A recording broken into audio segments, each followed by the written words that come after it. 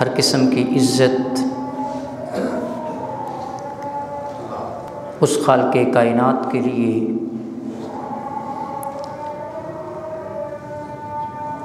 جس نے کائنات کے نظام کو ایسے احسن انداز میں تخلیق فرمایا ہے کہ کروڑوں بار بھی اس نظام میں کوئی نقص تلاش کرنا چاہے تب بھی اس میں نقص نہیں مل سکتا۔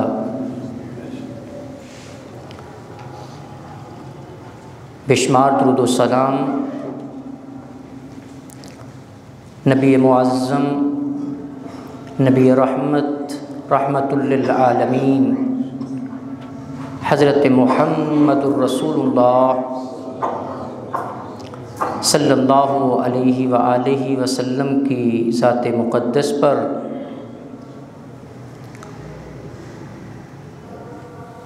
قرآن مجید فرقان حمید 27واں پارہ سورۃ الرحمن کی آیت نمبر 60 تلاوت کرنے کی سعادت حاصل کی ہے۔ اس آیہ مبارکہ میں اللہ تعالیٰ نے احسان کے متعلق بیان فرمایا ہے کہ حل جزاء الاحسان الا الاحسان، کہ احسان کا بدلہ احسان ہی ہوتا ہے۔ اچھائی کا بدلہ اچھائی ہی ہوتا ہے، خیر کا بدلہ خیر ہی ہوتا ہے۔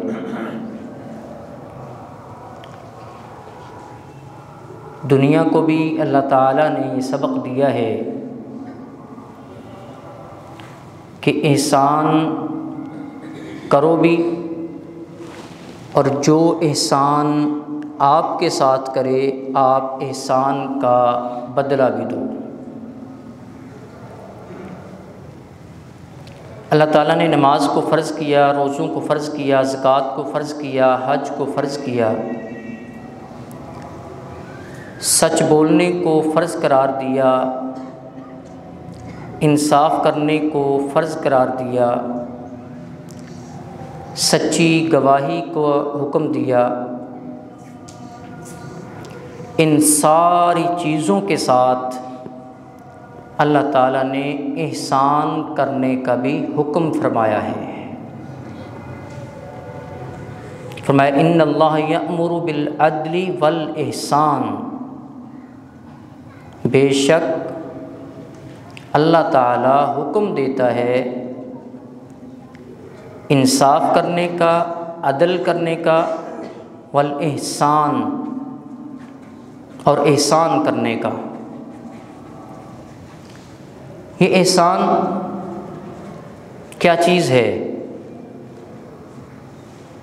اور احسان کا دائرہ کار کیا ہے؟ جب ہم قرآن مجید کا مطالعہ کرتے ہیں تو اس میں اس احسان اور احسان کرنے والا جسے محسن کہا جاتا ہے، جس کی جمع محسنین ہے، ان کا ذکر اللہ تعالیٰ نے اپنی کتاب حکمت قرآن مجید کے اندر بڑے ہی واضح الفاظ میں ارشاد فرمایا ہے۔ سورۃ البقرہ میں اللہ رب العالمین نے 112 آیت میں فرمایا کہ بلا من اسلم وجہہ للہ وہو محسن فلہ اجرہ عند ربہ ولا خوف علیہم ولا ہم یحزنون۔ جو انسان اپنی پوری توجہات، تخیلات، اقوال، اعمال مکمل طور پر اپنے تمام زندگی کے اعمال کو اس لیے کرتا ہے بلا من اسلم وجہہ للہ، کہ اللہ راضی ہو جائے۔ یہ 3 اصطلاحیں ہیں قرآن کی۔ عموماً یہ ٹرمز اور اصطلاحات آپ سنتے ہوں گے۔ ایک ہے للہ، ایک ہے الاللہ، اور ایک ہے فی اللہ۔ کہ تینوں چیزیں احسان کے ساتھ تعلق رکھتی ہیں۔ سورۃ البقرہ میں جس اصطلاح کا ذکر اللہ تعالیٰ نے فرمایا ہے وہ للہ کی اصطلاح ہے، کہ انسان کی زندگی کا مرکز، محور، مقصد، مطلب یہ ہو کہ وہ جو بھی کام کرتا ہے اس کا مقصد ہو کہ میں نے اپنے کائنات کے رب کو راضی کرنا ہے۔ صرف نماز اس لیے نہیں کہ میں نے اللہ کو راضی کرنا ہے، صرف روزہ اس لیے نہیں کہ میں نے اللہ کو راضی کرنا ہے۔ اگر کاروبار کرنا ہے، کاروبار کرنے کا مقصد بھی یہ ہونا چاہیے کہ میں نے اللہ کو راضی کرنا ہے۔ ایک انسان کاروبار کرتا ہے،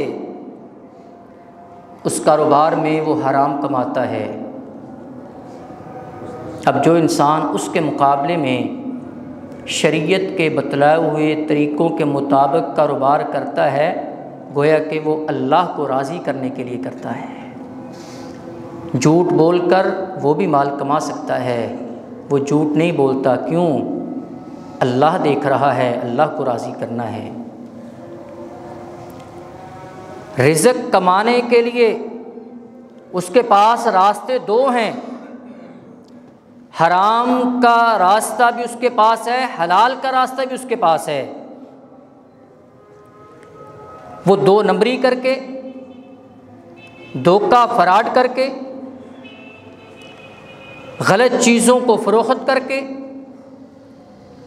شریعت سے منع کردہ اصول پر چلتے ہوئے اگر وہ مال کماتا ہے تو گویا کہ وہ اس راستے سے نکل چکا ہے جو راستہ اللہ تعالیٰ کو محبوب اور پسندیدہ ہے۔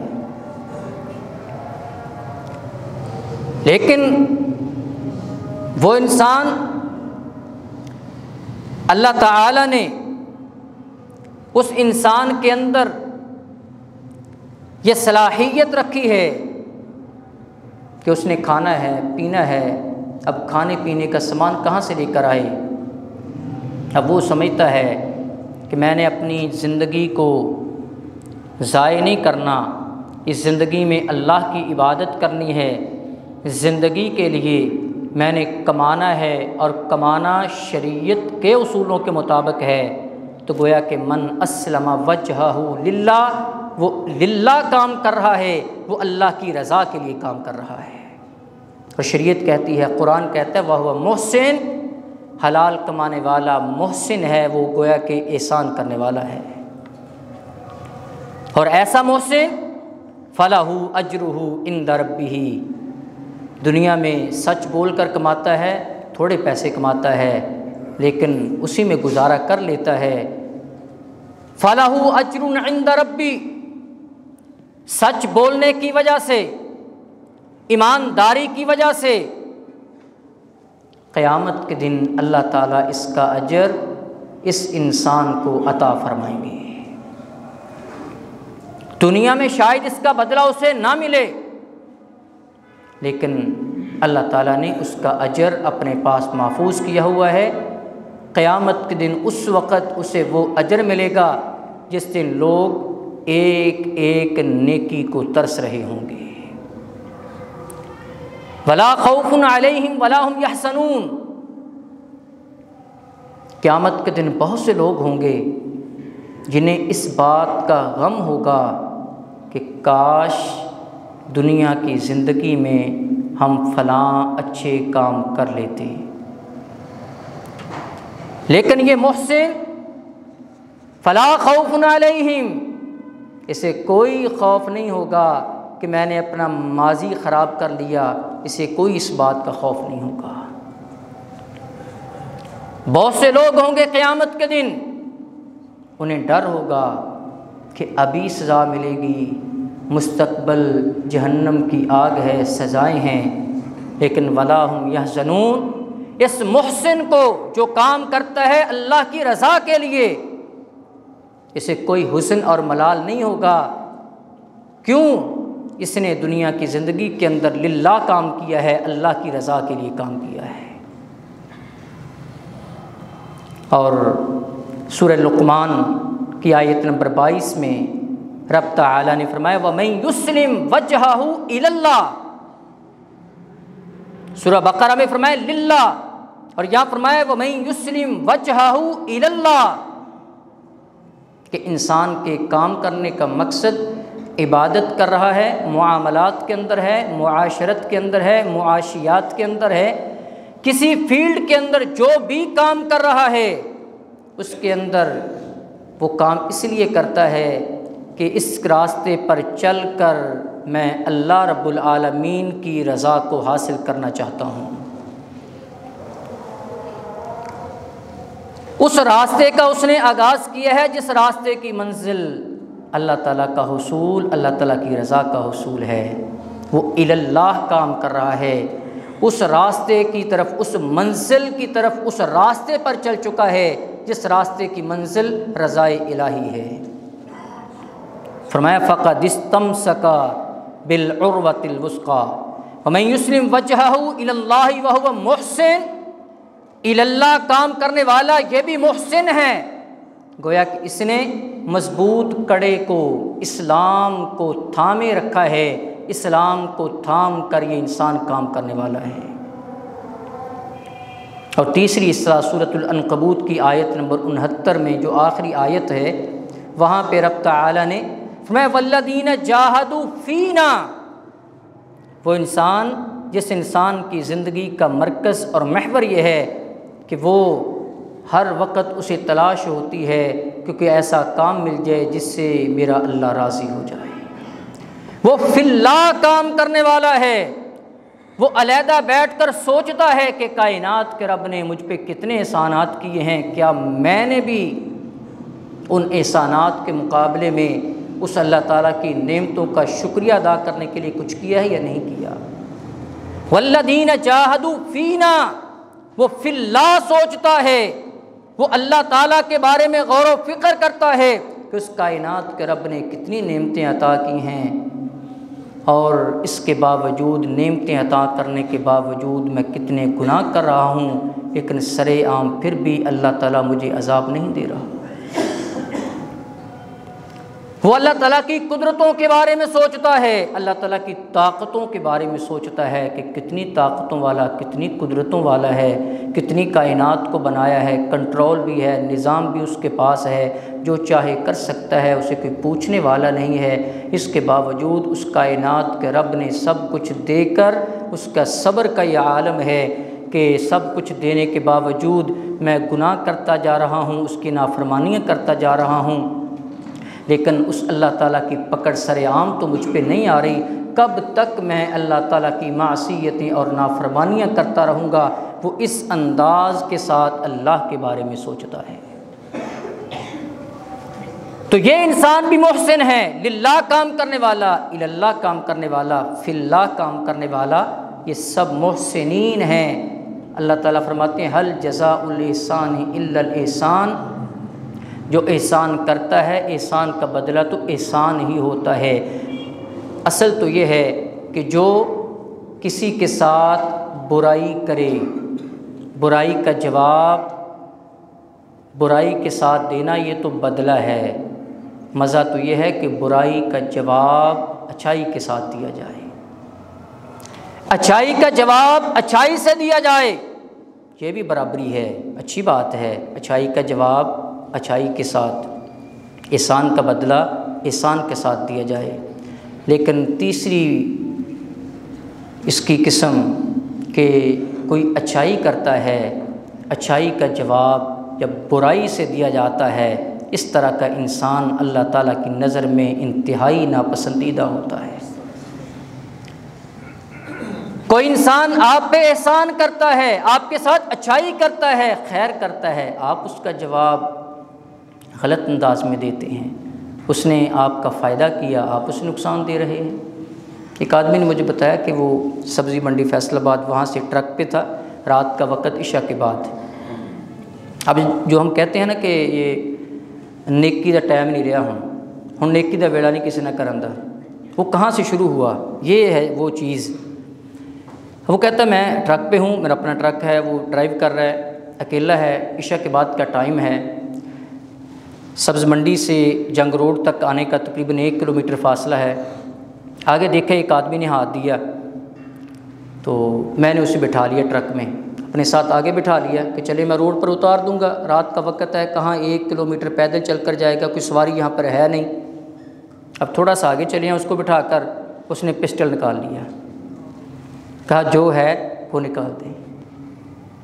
اب اس آدمی نے اس کے ساتھ نیکی کی ہے کہ رات کا وقت ہے، کہیں پریشان ہو کر پیدل وہاں پر جائے گا، فری میں اس کو اپنے گاڑی میں بٹھا لیا ہے، اور اب یہ اس کے احسان کا بدلہ احسان فراموشی کے ساتھ دے رہا ہے۔ اس لیے پھر یہ بات مشہور ہو گئی ہے ایسے واقعات سے، ایسی چیزوں سے کہ نیکی کا وقت نہیں رہا۔ یاد رکھیے، اگر آپ احسان کا بدلہ احسان فراموشی سے دے رہے ہیں، احسان کا بدلہ آپ احسان سے نہیں دے رہے، اچھائی کا بدلہ اچھائی سے نہیں دے رہے، اچھائی کا بدلہ برائی سے دے رہے ہیں، آپ ایک برائی کا آغاز کر رہے ہیں، برائی کا ابتدا کر رہے ہیں۔ گویا کہ آپ نے اس نیکی کرنے والے کو روک دیا کہ آئندہ کوئی بھی جا رہا ہو آپ نے اسے بٹھانا نہیں ہے، آئندہ ایسی نیکی نہیں کرنی۔ آپ اس کی پوری زندگی جو نیکیاں کرنا تھی اس نے لوگوں کے ساتھ، جو بلائیاں کرنا تھی، جو اچھائیاں کرنا تھی، اس کو آپ نے روک دیا ہے، اور اس کے روکنے میں آپ نے کلیدی کردار ادا کیا ہے۔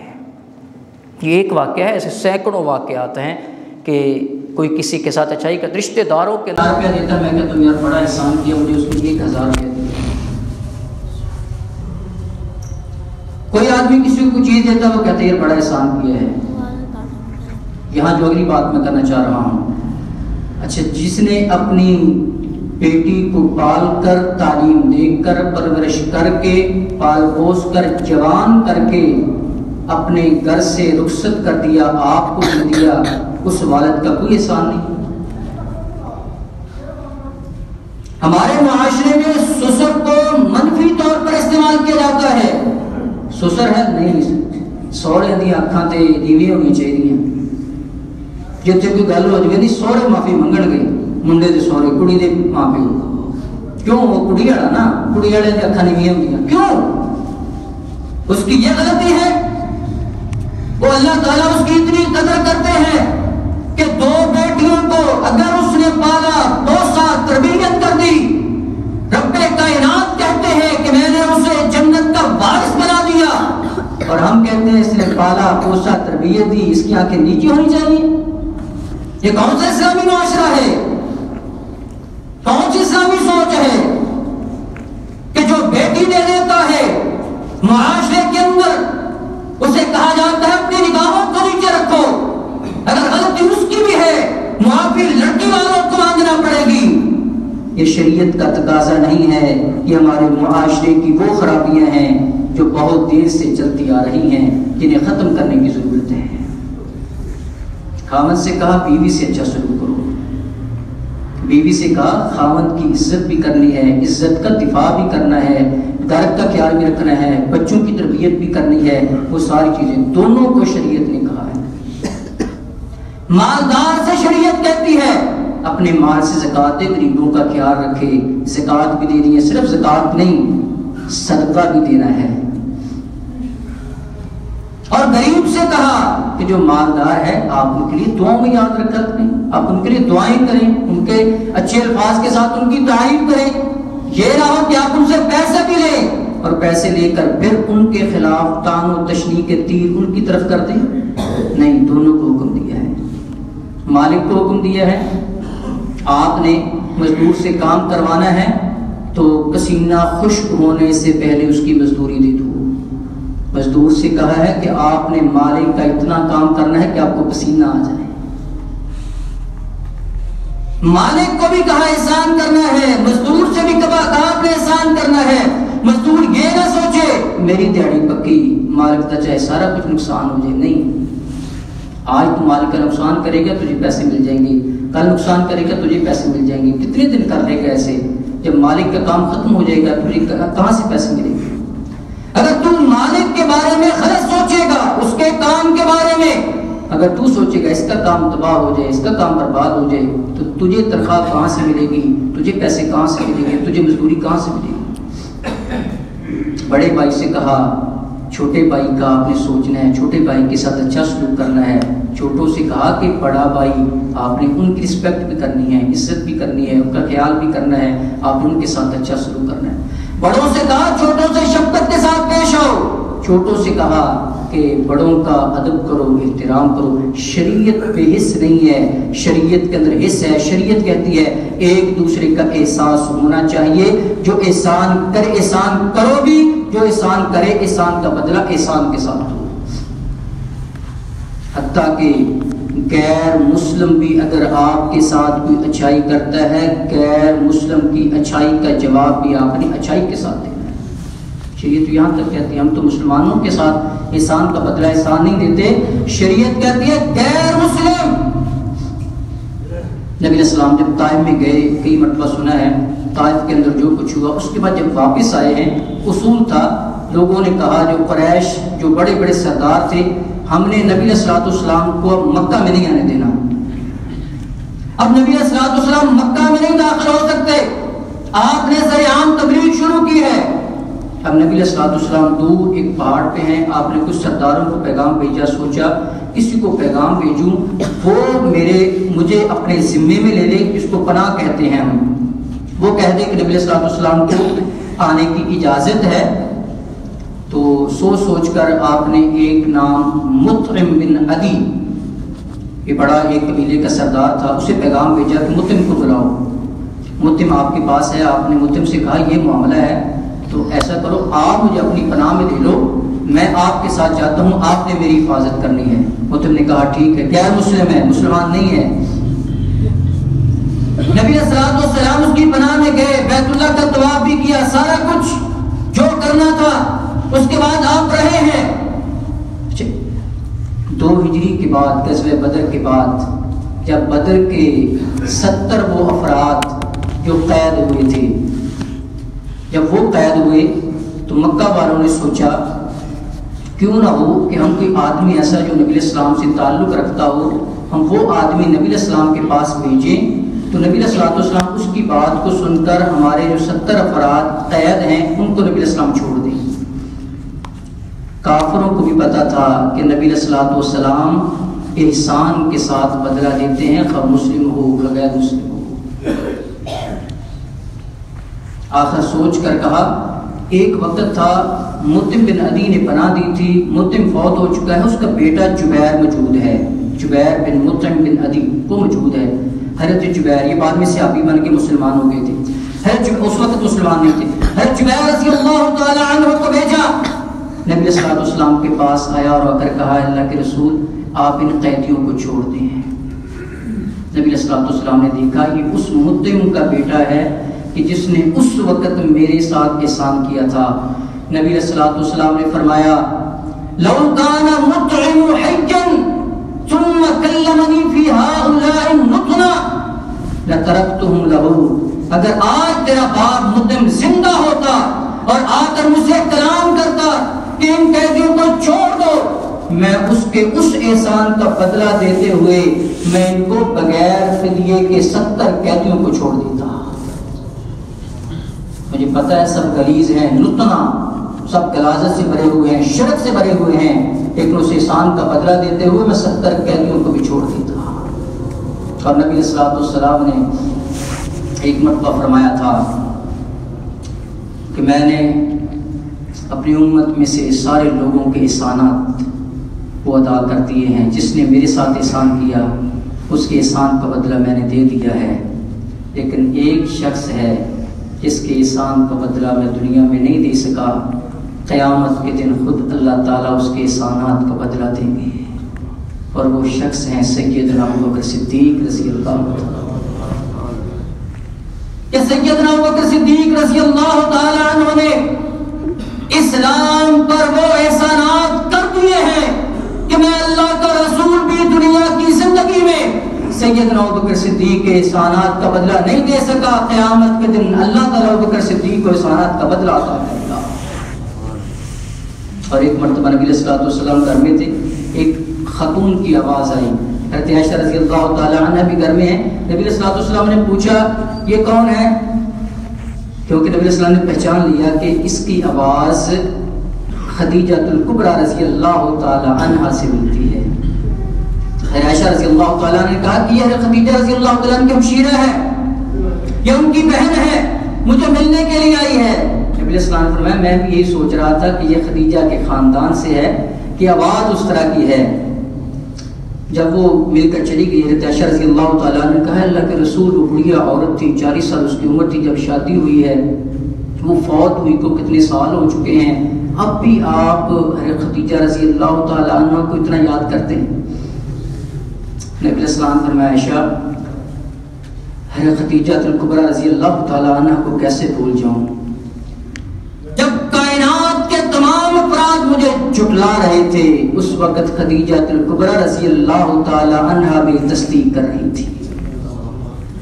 جب اسلام کی آبیاری کے لیے اسلام کی جڑوں کے اندر جب ضرورت تھی مال خرچ کرنے کی تو اس وقت سیدہ خدیجہ الکبریٰ رضی اللہ تعالی عنہ نے اپنا سارا مال اسلام کے لیے وقف کر دیا تھا۔ کیسے بھول جاؤں ان کے ان احسانات کو؟ اتنے احسان کیے اسلام پر، میں اس کے احسانات کو بھول جاؤں؟ نبی علیہ الصلوۃ والسلام لوگوں کے احسان کا بدلہ یاد رکھا کرتے تھے، اور تعلیم بھی یہی دی ہے کہ اگر کوئی اچھائی کرے اچھائی کا جواب اچھائی کے ساتھ دو، احسان کا جواب احسان کا بدلہ احسان کے ساتھ دو۔ ہم دیکھیں ہمارے اس معاشرے میں کتنے ہم پر احسانات ہیں۔ سب سے پہلے دیکھیں اللہ تعالیٰ کے ہم پر کتنے احسانات ہیں۔ کیا ہم ان احسانات کا بدلہ اپنی طاقت کے مطابق دے رہے ہیں؟ اللہ کی شان شان تو نہیں دے سکتے، کیا اپنی طاقت اور وسعت کے مطابق دے رہے ہیں یا نہیں دے رہے؟ نبی علیہ الصلوۃ والسلام نے دین اسلام کی تبلیغ کے لیے اور امت محمدیہ کے لیے کتنے کام کیے ہیں، کتنے احسانات کیے ہیں۔ کیا ہماری محبت، کیا ہماری عقیدت رسول اللہ صلی اللہ علیہ وسلم کے ساتھ وہ ہے جو ہونی چاہیے؟ والدین اولاد پر کتنے احسانات کرتے ہیں، کیا آج کے اولاد کو والدین کے احسانات یاد ہیں؟ کیا ان احسانات کا بدلہ اولاد چکا رہی ہے، دے رہی ہے؟ اساتذہ کرام وہ سکول کے ہوں، مدرسہ کے ہوں، مسجد کے ہوں، کالجز کے ہوں، یونیورسٹیز کے ہوں، ان کے کتنے احسانات ہوتے ہیں اپنے شاگردوں پر، طالب علموں پر۔ کیا طالب علم اپنے اساتذہ کے ان احسانات کو یاد کر کے کبھی سوچا کہ ان کے لیے کچھ نہ کچھ ہم چلے دعا ہی کرتے ہیں اور انہیں اچھے الفاظ میں یاد ہی کر لیں؟ ہم سمجھتے ہیں ہم ہیں کہ ہمارا بس کام ہو جائے، بس پڑھ لیا ختم، خواہ وہ مسجد کا امام ہو، خواہ مدرسے کا مدرس ہو، خواہ اسکول کا استاد ہو کہ معلم ہو، بس ہم نے سیکھ لیا، ہم بڑے بن گئے ہیں۔ وہ تھا اس وقت، یہ نہیں سوچا کہ ہم کہاں سے ہم نے سیکھا ہے، ہم نے کہاں سے یہ چیز حاصل کی ہے۔ نبی علیہ الصلوۃ والسلام تو غیر مسلموں کے، اور نبی علیہ الصلوۃ والسلام نے ہجرت جو حبشہ آپ نے سنا ہوا کہ مرتبہ جعفر رضی اللہ تعالیٰ کو بھیجا، دیگر صحابہ کرام بھی تھے۔ نجاشی غیر مسلم تھا، عیسائی تھا، بڑی عزت کی، اس نے احترام دیا ان مسلمانوں کا، صحابہ کرام رضوان اللہ علیہم اجمعین کا۔ کچھ دیر بعد جب بعد میں حالات ٹھیک ہوئے، نبی علیہ السلام مدینہ میں چلے گئے، آپ مدینہ کے اندر ہیں، حبشہ سے ایک گروہ آیا مدینہ کے اندر، اور اسے بھیجا کس نے تھا؟ نجاشی نے۔ نجاشی کے لوگ غیر مسلم وہ مدینہ کے اندر آئے۔ نبی علیہ الصلوۃ والسلام نے فرمایا یہ نجاشی کے جو لوگ ہیں غیر مسلم ہیں لیکن ان کی میزبانی میں کروں۔ ان کو بٹھایا اور بٹھانے کے بعد انہیں کھانا کھلایا۔ حدیث سیرت کی کتابوں کے اندر آتا ہے کہ نبی علیہ الصلوۃ والسلام خود کھڑے ہو کر انہیں کھانے وغیرہ کی چیزیں دے رہے ہیں کہ بھئی آپ کو اس چیز کی ضرورت نہیں، اس چیز کی ضرورت نہیں، اس چیز کی ضرورت نہیں۔ صحابہ کرام نے کہا اللہ کے رسول ہم آپ کے خادم، ہمیں بتائیں، ہم آپ نحن نکفی کا، ہم کافی ہے خدمت کے لیے، ہم خدمت کرتے ہیں۔ نبی علیہ السلام نے پتہ کیا جواب دیا؟ فرمایا انہم کانوا لاصحابنا مکرمین، نجاشی نے ہمارے ساتھیوں کی تکریم کی تھی، عزت کی تھی، آج میں بدلہ دے رہا ہوں کہ نجاشیوں کے جو آئے ہوئے لوگ ہیں نجاشی کے، آج میں ان کی اس طرح عزت اور احترام کر کے احسان کا بدلہ احسان دے رہا ہوں۔ احسان کا بدلہ احسان، هل جزاء الاحسان الا الاحسان۔ دنیا میں بھی اللہ تعالیٰ نے یہی رکھا ہے، قیامت کے دن بھی یہی ہے۔ دنیا میں احسان کریں گے، قیامت کے دن احسان کا بدلہ احسان ملے گا۔ سورۃ القصص میں جو قارون کے بارے میں آتا ہے، کتنا مال دیا، ساتھ اللہ تعالیٰ نے یہی کہا وَأَحْسِن كَمَا أَحْسَنَ اللَّهُ إِلَيْكَ، میں نے کتنے احسانات کیے ہیں، تجھے مال دیا ہے، تم بھی احسان کرو، لوگوں پر خرچ کرو۔ اس نے کیا کہا تھا قارون نے؟ یہ کوئی اللہ کا احسان نہیں ہے، یہ تو میں نے خود کمایا ہے۔ احسان کا انکار کر دیا۔ تو کیا ہوا؟ فَخَسَفْنَا بِهِ وَبِدَارِهِ الْأَرْضِ فَمَا كَانَ لَهُ مِنْ فِئَةٍ يَنْصُرُونَهُ مِنْ دُونِ اللَّهِ۔ اللہ تعالیٰ نے اسے، اس کے مال کو، اس کے محل کو زمین کے اندر جنسار کر رکھ دیا۔ هَلْ جَزَاءُ الْإِحْسَانِ إِلَّا الْإِحْسَانُ، دنیا میں بھی آخرت میں بھی، فَمَا عَلَيْنَا إِلَّا الْبَلَاغُ۔